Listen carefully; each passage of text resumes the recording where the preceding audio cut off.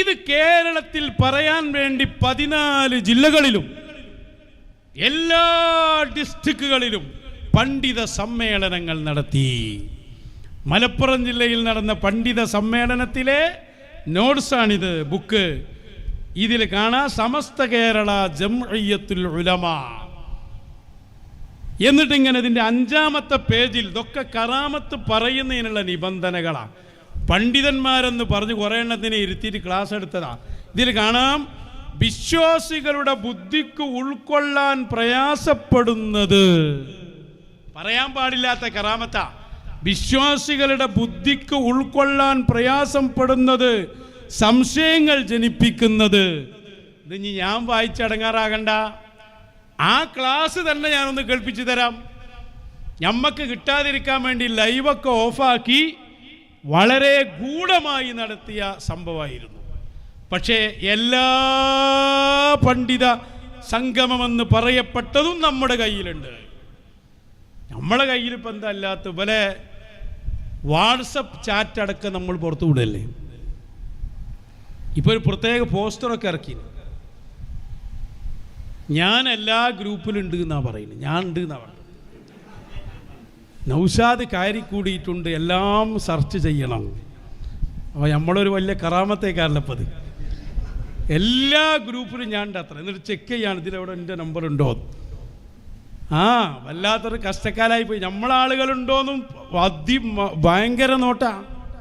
നോക്കുന്ന ആളെന്നെ നമ്മളാളാ. എന്തൊക്കെയാണ് അവിടെ നടന്നുകൊണ്ടിരിക്കുന്നത്. നിങ്ങളെ സ്ഥാപനത്തിലെ പ്രധാന സ്റ്റാഫ് റൂമിൽ ചക്രം തിരിക്കുന്ന ഹെഡ് പല സ്ഥലത്തും ഞങ്ങളുടെ ഖലീഫമാരാ. ഖലീഫ എന്ന് പറഞ്ഞാൽ ഏൽപ്പിക്കപ്പെട്ട ആൾ, അത്രേ ഉള്ളൂ. അന്ന് കേരള യാത്ര നടത്തിയപ്പോൾ ഞങ്ങൾ തന്നെ ഉണ്ടായിട്ടുണ്ട്. ഇന്ന് ഞങ്ങളെ ഖലീഫമാർ അത്ര വ്യത്യാസമുള്ളൂ. അതുകൊണ്ടാണ് എല്ലാ സാധനവും ഞങ്ങളെടുത്തുനിന്ന് ഞങ്ങളിങ്ങനെ എല്ലാ ഗ്രൂപ്പിലും കയറി പോറ്റേണ്ട കാര്യമൊന്നുമില്ല, ഞങ്ങൾ തന്നെ അയച്ചരും. സഖാഫി ഗ്രൂപ്പുകൾ പിരിച്ചുവിടണം എന്നാണ് ഇപ്പോൾ കാര്യമായിട്ട് ചർച്ച നടക്കുന്നത്. ഏത് ഗ്രൂപ്പും പിരിച്ചിട്ടിട്ട് കാര്യമില്ല, അതിൻ്റെ ഉള്ളിലൊക്കെ ഞങ്ങളുണ്ടാവും.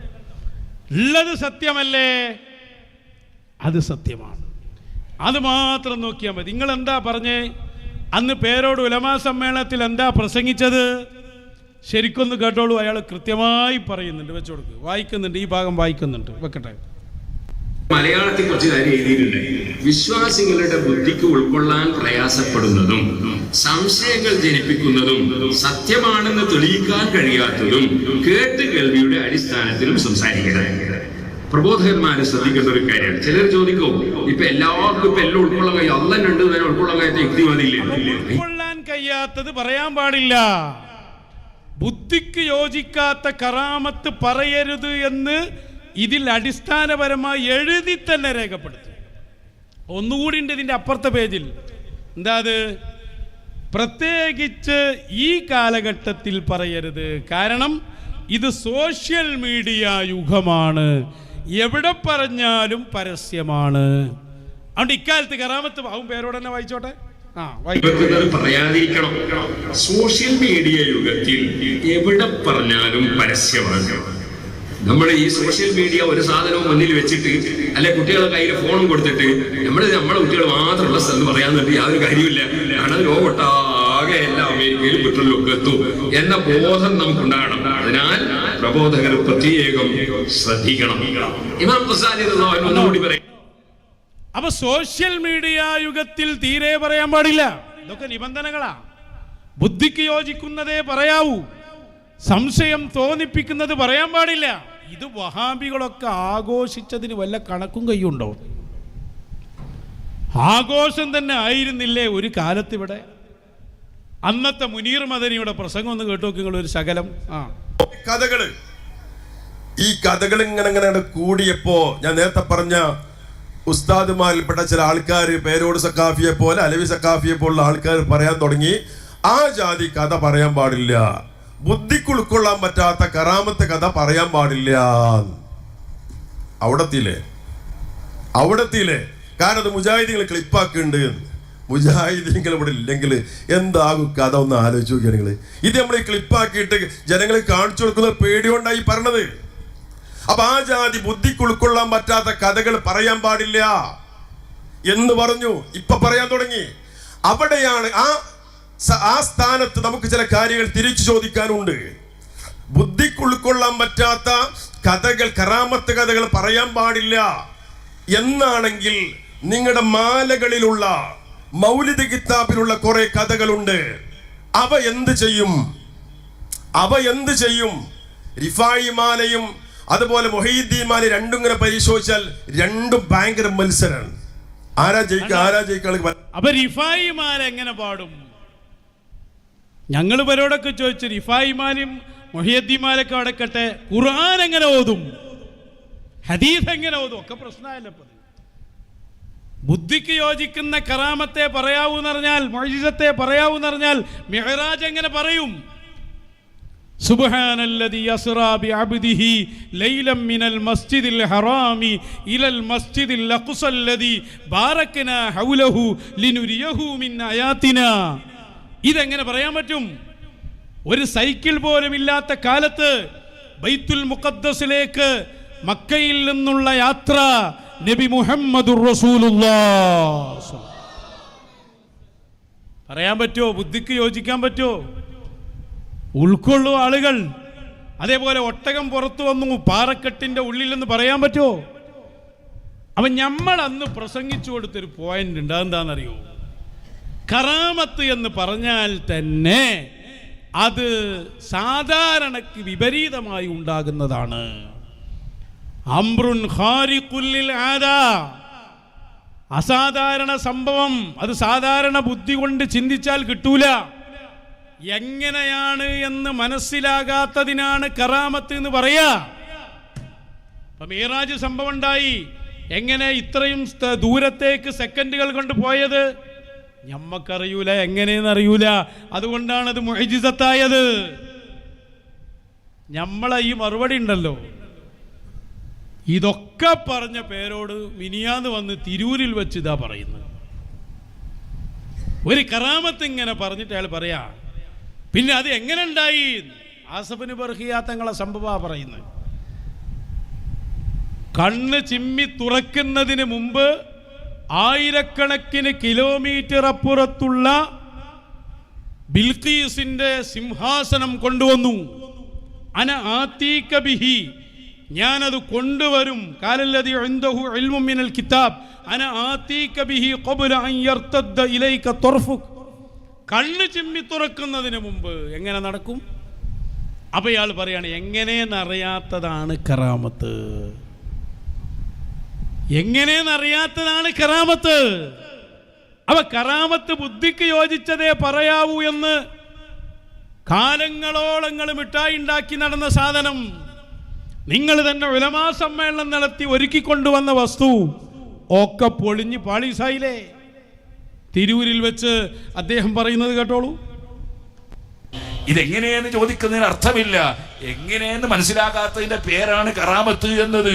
അല്ലാതെ എങ്ങനെയെന്ന് മനസ്സിലായത് പിന്നെ കറാമത്താ? കോഴിക്കോട്ട് നിന്ന് ഒരു ലോറി കയറ്റി ഇവിടെ സാധനം കൊണ്ടുവന്ന കറാമത്താ? അതെങ്ങനെയെന്ന് മനസ്സിലായതല്ലേ? എങ്ങനെയെന്ന് മനസ്സിലാത്ത സംഗതിക്കല്ലേ കറാമത്ത് പറയുന്നത്. എന്താണ് കറാമത്ത് എന്ന് പറഞ്ഞാൽ? ഖാരിഖുൽ ലിൽ ആദ, അസാധാരണ സംഭവം. സാധാരണ സംഭവത്തിനല്ലല്ലോ കറാമത്ത് എന്ന് പറയുന്നത്. മഹാനായ ഉസൈദ് ഇബ്നു ഹുദൈർ റളിയല്ലാഹു അൻഹു എന്നേ ഇപ്പൊ ഇതൊക്കെ പഠിച്ചത് കുട്ടി. ചെക്കൻ ഇനിയും പഠിക്കണം. എവിടേക്കാണ് ഈ പോക്ക്? ഇപ്പൊ പറയാ കറാമത്ത് എന്ന് പറയുന്നത് തന്നെ അംറുൻ ഖാരിഖുൽ ലിൽ ആദാ, സാധാരണക്ക് വിപരീതമായതിനാണ് കറാമത്ത് എന്ന് പറയാ. സാധാരണക്ക് വിപരീതമായ സംഭവം പറയുമ്പോൾ അതിൽ പിന്നെ ബുദ്ധിക്ക് യോജിച്ചതും യോജിക്കാത്തതും ഉണ്ടോ? സാധാരണ ബുദ്ധി കൊണ്ട് അളന്നെടുക്കാൻ പറ്റിയ സംഭവം കറാമത്താകൂല. അതായത് പറഞ്ഞ കോഴിക്കോട്ട് ഒരു സാധനം ലോറിയിൽ കയറ്റി തിരൂരിലെത്തിയാൽ അതിന് കറാമത്ത് എന്ന് പറയൂല. ലോറിയും ഒരു ഉപാധിയും ഇല്ലാതെ കോഴിക്കോട്ടുള്ള സംഭവം തിരൂരിലെത്തിയാൽ അതിന് പറയുന്ന പേരാണ് കറാമത്ത്. അതിൽ ബുദ്ധിക്ക് യോജിക്കുന്നത് യോജിക്കാത്ത അങ്ങനെ സംഭവമല്ല. കേരള യാത്രയിൽ പറഞ്ഞ സംഗതി 14 ജില്ലകളിൽ നിങ്ങൾ നടത്തിയ പണ്ഡിത വ്യാജ സമ്മേളനത്തിന് മുഴുവനും തകർന്ന് തരിപ്പണമാക്കിയില്ലേ? എവിടേക്കാങ്ങൾ ഈ പോക്ക്? ഇതിന് മുമ്പ് വലിയ ആളായി കറാമത്ത് പറഞ്ഞു കൊടുക്കുക. ആരെ കറാമത്ത്? ഉമർ ഖാദിയുടെ കറാമത്ത്. ഉമർ ഖാദി തങ്ങളെ ജയിലിലാക്കി, ജയില് പൂട്ടി. എന്നിട്ട് ഉമർ ഖാദി പിന്നെ നോക്കുമ്പോൾ അവിടെ അല്ല, വേറെ സ്ഥലത്തേക്ക് പോയിട്ടുണ്ട്. പറയണങ്ങൾ പറഞ്ഞു കേട്ടോളൂ, നിങ്ങൾ എവിടെ എത്തിയപ്പോ പോലീസുകാരോട് പൊതുജനങ്ങളാകുന്ന നിങ്ങളാരും വൈരാഗ്യമുള്ളവരാകരുത്, പിരിഞ്ഞു പോകണമെന്ന് പറഞ്ഞ ഉമർ ഖാദി റഹ്മത്തുള്ളാഹി അലൈഹിക്ക് അവര് പാതിരാ സമയത്ത് ഒതു കൊടുക്കാൻ വെള്ളം കൊണ്ട് കൊടുക്കുന്നു.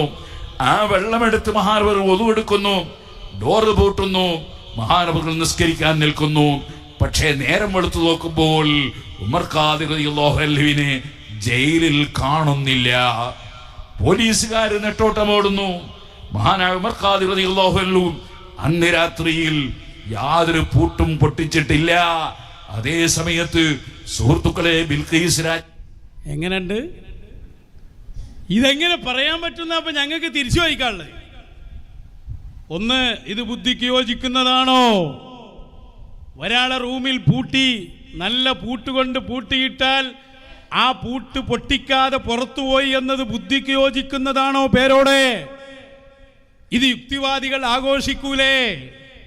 സോഷ്യൽ മീഡിയ യുഗത്തിൽ ഇത് പറയാൻ പറ്റുമോ? മറ്റൊന്ന്, 3 നൂറ്റാണ്ടിന് മുമ്പാണോ ശേഷമാണോ ഇത്? ഉമർ ഖാദി റളിയല്ലാഹു അൻഹു മമ്പുറം തങ്ങളുടെ മുരീദല്ലേ? 3 നൂറ്റാണ്ടിന്റെ മുമ്പുള്ള സംഭവമായി ഇത്. പോകട്ടെ, കാണാത്ത വലിയിന്റെ കറാമത്ത് പറയാൻ പാടുണ്ടോ? ഉമർ ഖാദിന്റെ പയ്യെന്നേ ചാടിച്ചത്? ഉമർ ഖാദി തങ്ങളെ കാലത്ത് ജീവിച്ച ആളാണോന്ന്? എന്താണ് ഈ ഒക്കെ പൊളിച്ച് ഇമാമ മൗസൂഖുംബിയ ഇമാമ പറയണം, ആ സംഭവം പറഞ്ഞാൽ ഇമാമാണോ? പറയണം നിങ്ങള്. അപ്പൊ മുഴുവൻ പൊളിച്ച് പാളീസാക്കുകയാണ്. ഒന്നുകൂടി പറയുന്നുണ്ട്, മരിച്ചു എന്ന് പറയപ്പെട്ട് ഖബറ് കുഴിക്കുമ്പോൾ ഉമർ ഖാദി പറഞ്ഞു മരിച്ചിട്ടില്ല. എങ്ങനെ ഇതൊക്കെ ഉൾക്കൊള്ള പേരോടെ? എങ്ങനെ ഇതൊക്കെ പറയാ? സോഷ്യൽ മീഡിയ യുഗമല്ലേ, ബോധല്ലേ, യുക്തിവാദികളെ വളർത്താനുള്ള പണിയല്ലേ? കാണാത്ത വലിയനെ കുറിച്ച് കണ്ടതുപോലെ പറയാൻ പാടുണ്ടോ? ഉലമാ സമ്മേളനം നമ്മൾ നടത്തിയത് ഫുള്ള് വെള്ളത്തിലായില്ലേ? പറഞ്ഞോട്ടെ ഒന്നുകൂടി. മഹാനവറുകൾ പറയുന്നു, കാരണം എന്തിനാണ് ഖബർ കുഴിക്കുന്നത് എന്നാ ചോദിച്ചത്. അപ്പോഴാ പറഞ്ഞത് ഹൈദറൂസ് മരിച്ചു. ഹൈദറൂസ് മഹാനവറുകളുടെ സ്വന്തം ആളാണ്. മഹാനവറുകൾ പറഞ്ഞു ഖബർ കുഴിക്കേണ്ടതില്ല, ഹൈദറൂസ് മരിച്ചിട്ടില്ല. മഹാനവറുകൾ പള്ളിയിൽ കയറി 2 റക്അത്ത് നിസ്കരിക്കുമ്പോ കുഞ്ഞമ്മുവിനെ വിളിച്ചിട്ട് പറഞ്ഞു, കുഞ്ഞമ്മു ഉടനെ പോകണം ആ വീട്ടിലെ, ഹൈദറൂസ് മരിച്ചിട്ടില്ലെന്ന് പറയണം. പറയും ഹൈദറൂസാണ് മരിച്ചു കിടക്കുകയാണ്, ആളുകൾ ഖബർ കുഴിക്കാണ്, ഹൈദറൂസ് മരിച്ചിട്ടില്ല എന്ന് കുഞ്ഞമ്മുവിനോട് പറയും. കുഞ്ഞമ്മു പറഞ്ഞാലും ഉമർ ഖാദിമാണ്. ആരെ? ഉമർ ഖാദി. കുഞ്ഞമ്മു ഖാദിമുൽ ഖൗമി ശജാനു യഖാഫുഹു അബദൻ ജിന്നും വശൈത്താനു. തൻ്റെ ഖാദിമിനെ കുറിച്ച് പറഞ്ഞതാണ്. ധീരനാണ് അയാള്. ഏത് പേരോടിൻ്റെ അടുത്തും ഓടിച്ചെന്ന് കാര്യങ്ങൾ പറയും. ഒരു ശൈത്താനിനെയും ഭയപ്പെടാത്ത ആളാണ്. കുഞ്ഞമ്മുവിനെ കുറിച്ച് വലിയ മദ്ഹ് ഉമർ ഖാദി തങ്ങൾ പാടിയിട്ടുണ്ട്. അവരോടാ പറഞ്ഞ് കഫം പിന്നെ ഇതൊക്കെ റെഡിയാക്കി കെടുത്തി മയ്യത്തിന് ഖബർ വഹിക്കുമ്പോൾ പൊരി പോയി പറയാനായിരുന്നേ ഹൈദറൂസ് മരിച്ചിട്ടില്ല. മരിച്ചു എന്ന് ആളുകളെ എല്ലാവരും കൂടി ഇരുന്നിട്ട് മയ്യത്തിൻ്റെ മുമ്പിൽ ഇരിക്കുമ്പോൾ പോയിട്ട് മരിച്ചിട്ടില്ല എന്ന് പറയല്ലേ? വെള്ളം ഒഴിച്ചു കൊടുക്കല്ലേ? എഴുന്നേറ്റ് വരല്ലേ? ഉമർ ഖാദിക്ക് ഈ പവർ കൊടുത്തത് ആരാന്നറിയോ? സയ്യിദുനാ ഖുത്ബുസ്സമാൻ മൗലദ് ദവീല സയ്യിദ് അലവി. സയ്യിദ് അലവി തങ്ങളുടെ കറാമത്താണത്. മുരീദിലൂടെ വെളിവായതാ. ഖാലിയായി ജീവിച്ച അവരെ ഉമർ ഖാദി എന്ന മർത്തബയിലേക്ക് എത്തിച്ചത് ശൈഖായ മമ്പുറന്നങ്ങളാ. അപ്പൊ ആകെ പൊളിഞ്ഞുട്ടോ ഈ കൗമ്. വല്ലാത്തൊരു സാധനങ്ങൾ തന്നെ. പക്ഷെ ഇയാളെ പഴയ ആശയം വിട്ടു നിങ്ങൾ വിചാരിച്ചോ? ഒരിക്കലുമില്ല. അത് പറ്റിക്കലാണ്, ചതിയാണത്. ഇസ്തിയാസിന്റെ അവിടെ പറയില്ല, ഇടപെടലെന്നതിൻ്റെ മഅന ഒന്നും കൂടി വിശാലാക്കണം. കേരള യാത്രയിൽ 4 ആൾ കൂടാൻ പറ്റിക്കുകയാണ് ആളുകളെ. പറ്റിക്കുകയാണെന്ന് ഞാൻ വെറുതെ പറയല്ല. അത് പറയുന്നതിൻ്റെ അടക്കന്നെ ഇയാൾക്ക് പ്രശ്നങ്ങൾ വന്നു. ഏത്? ഉമർ ഖാദിന്റെ സംഭവം, ആസഫിന് ബർഖീന്റെ സംഭവമൊക്കെ പറഞ്ഞുകൊണ്ടിരിക്കെ തന്നെ പെട്ടെന്ന് ഇയാളെ തൗഹീദ് ഹാജരായി, വഹാബിസം ഹാജരായി. അത് ഹാജരാവാതെക്കൂല, കാരണം ഇതൊക്കെ ആളുകളെ പറ്റിക്കാൻ വേണ്ടി പറഞ്ഞു കൊടുക്കാണ്. ഇബ്നു തൈമിയ്യ അതേ സ്വഭാവ, ഔലിയാക്കളെ കറാമത്തൊക്കെ നിഷേധിക്കും. മജ്മുഉൽ ഫത്താവിൽ വേറൊരു ഭാഗത്ത് എന്ന് എന്നാൽ മരിച്ചവരെ ജീവിപ്പിച്ച ഔലിയാക്കൾ ഉണ്ട് അവൻ പറയും. ഇബ്നു തൈമിയ്യ ആകാൻ എല്ലാ യോഗ്യത ഇയാൾക്ക് റെഡിയാണ്. അത് പറഞ്ഞുകൊണ്ട് ഇരിക്കുന്നതിനിടയിൽ ഇബ്നു തൈമിയ്യ പറയും അസാധാരണ കഴിവുണ്ടെന്ന് വിശ്വസിച്ചാൽ കാഫിറാണ്. ഈ പറഞ്ഞ പോലെ മൂപ്പർക്ക് ആയത്ത് തന്നെ അത്ര പറ്റിയിട്ടില്ല പേരോട്.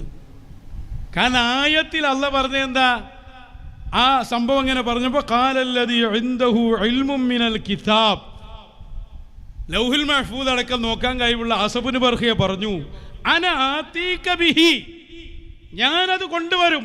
അപ്പം ഞാൻ കൊണ്ടുവരും എന്നാ പറയുന്നത്. അത് പേരോണ്ട് പറ്റിയില്ല. കാരണം എന്താ, മുഖേനല്ലേ പറയണ്ടേ, നിങ്ങൾ മറന്നോ? അത് മുഖേനല്ലാതെ നേരിട്ട് റസൂല് സഹായിച്ചു, ബദരീങ്ങൾ സഹായിച്ചു. ഞാൻ ശരിയാക്കിയത് മടവൂര് ശൈഖിനെ പറഞ്ഞപ്പോൾ ഇയാൾ അർത്ഥം മാറ്റിയ ടീമാണ്. ഞാൻ ശരിയാക്കി എന്നപ്പോൾ എന്താ അർത്ഥം വെച്ച്, ശരിയാകണം എന്നാണ് എൻ്റെ ആഗ്രഹം, അള്ളാഹു അത് നടത്തട്ടെ എന്നാണ്. ഞാൻ സിഫയാക്കി നീ അർത്ഥം വെച്ച് ആ ടീം ഇവിടെ എത്തിയപ്പോൾ മുമ്പ് പറയാ പിന്നെ അള്ളാഹു ആണ്. അപ്പം കണ്ട അല്ല ഓർമ്മയല്ല, അള്ളാഹു ആണ് ഇത് കൊണ്ടുപോയി കൊടുക്കുന്നത്. ആര്? ആസഫ് ഇബ്നു ബർഖിയ അല്ല, അള്ളയാണ് കൊടുക്കുന്നത്. അള്ളയാണെന്ന് പറയലാണ് മൂപ്പരുടെ ആവശ്യം. പക്ഷേ അത് മൂപ്പർ എപ്പോഴും പറയണ്ടല്ലോ, കാരണം മൂപ്പർക്ക് അത് അറിയാലോ. അപ്പം ഇങ്ങോട്ട് ഇഷ്ടപ്പെട്ടിട്ടില്ല. അനാത്തീക്കാന്ന് പറഞ്ഞ അള്ളയാണെങ്കിൽ പേരോട് എതിരായും ചെയ്തു. ഇവരൊരു അവസ്ഥ നോക്കി നിങ്ങൾ. ആസഫ് ഇബ്നു ബർഖിയക്ക് പോട്ടെ, അള്ളാഹ്ക്ക് തൗഹീദ് അങ്ങോട്ട് പഠിപ്പിച്ചു കൊടുക്കുകയാണ്. ആ ഭാഗം ശ്രദ്ധിച്ചു നോക്കി നിങ്ങൾ. എവിടെ എത്തിയവര് ല്ലോ. ആസഫ് ഇബ്നു ബർഖിയ റളിയല്ലാഹു അൻഹു പറയുന്നു, അതേ ഖബ്ല അൻ യർതദ്ദ ഇലൈക തർഫുക, നിങ്ങളെ കണ്ണടച്ച് തുറക്കുന്നതിന് മുമ്പ് ഞാൻ ഇവിടെ എത്തിച്ചു തരാം. അനാതീക ബിഹി, ഞാൻ എത്തിച്ചു തരാം. ഞാൻ എത്തിച്ചു തരാം എന്ന് പറഞ്ഞാൽ മഹാനായ ആസഫ് ഇബ്നു ബർഖിയ കൃത്യമായി പറഞ്ഞു, ഞാൻ എത്തിച്ചു തരാം. മാനവர்களுക്കറിയാം എല്ലാ പ്രവർത്തനങ്ങളെയും സൃഷ്ടിക്കുന്നവൻ അല്ലാഹുവാണ്. നമ്മുടെ സുന്നത്ത് ജമാഅത്തിന്റെ വിശ്വാസം അതല്ലേ, ഖാലിഖുൽ അഫ്ആലി അല്ലാഹുവാണ്. ഈ എത്തിക്കൂ എന്ന പ്രവർത്തനത്തെ സൃഷ്ടിച്ചു കൊടുക്കുന്ന അല്ലാഹുവാണ്. പക്ഷേ അത് എല്ലാ സ്ഥലത്തും ഇങ്ങനെ പറയണമെന്നില്ലല്ലോ. അത് ഉറച്ച വിശ്വാസത്തോടു കൂടി തന്നെയാണ് അനാതീക ബിഹി, ഞാൻ കൊണ്ടുവന്നു തരും എന്ന് മഹാനായ ആസഫ് ഇബ്നു ബർഖിയ റളിയല്ലാഹു അൻഹു പറയുന്നത്.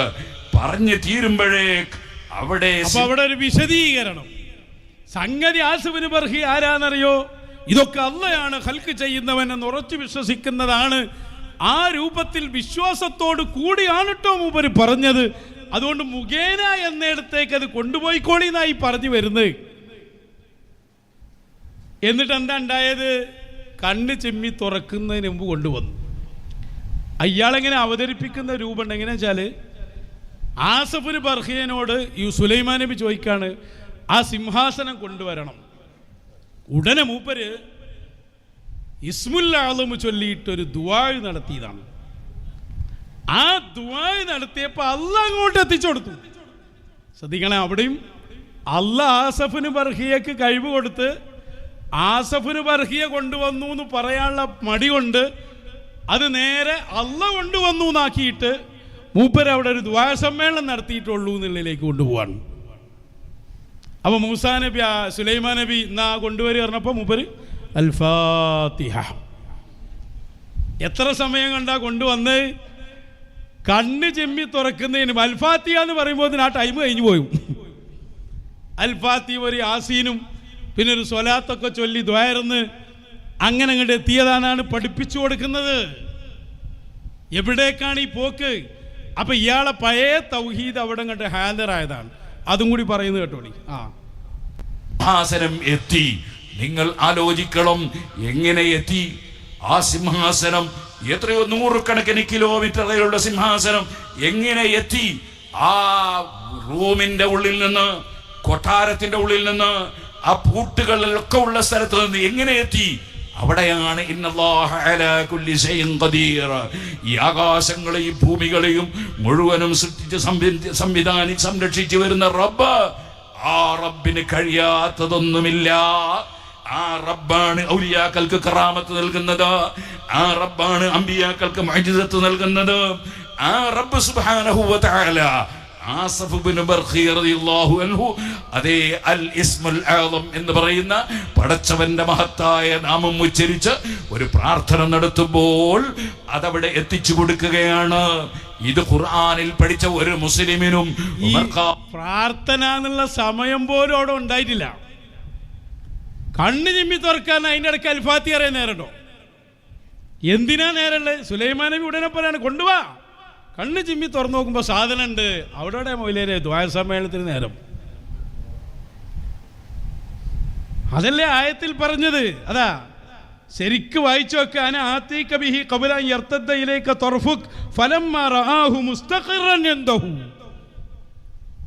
ഒരു സെക്കൻഡ് പോലും ആയിട്ടില്ല. കണ്ണ് ചിമ്മി തുറക്കുമ്പോഴേക്ക് സാധനം എത്തിയിട്ടുണ്ട്.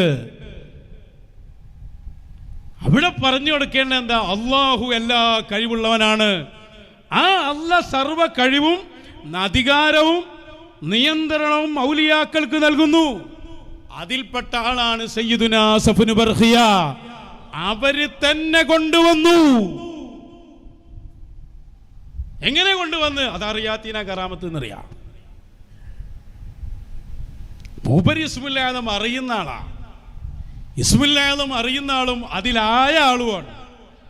അതുകൊണ്ട് തന്നെ അങ്ങനെ ചൊല്ലണം എന്നില്ല. അത് സഡൻ പറഞ്ഞുകൊണ്ട് മൂപ്പർക്ക് എന്നെ എടുത്തു വെക്കാൻ കഴിയും. എന്താ അത് പറയാൻ ഇയാൾക്ക് കഴിയില്ല. കാരണം എന്താ?